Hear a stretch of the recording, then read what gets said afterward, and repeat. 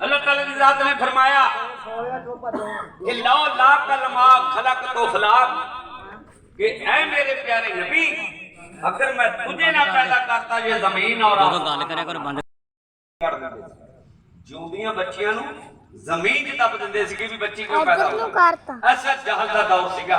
ਸਰਕਾਰੀ ਦੋ ਆਲਮ ਆਏ आपने आके अल्लाह का पैगाम वही के जरिए उन्हें जहल लोगों तक पहुंचाया किवें हक का रास्ता दिखाया उन्हें सारे पुठे लोगों को सीधे रास्ते लाया।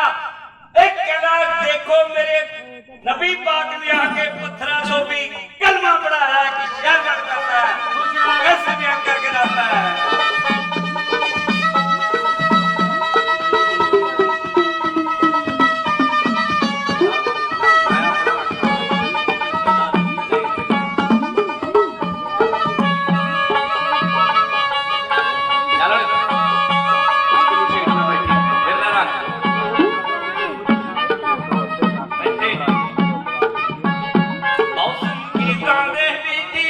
आगी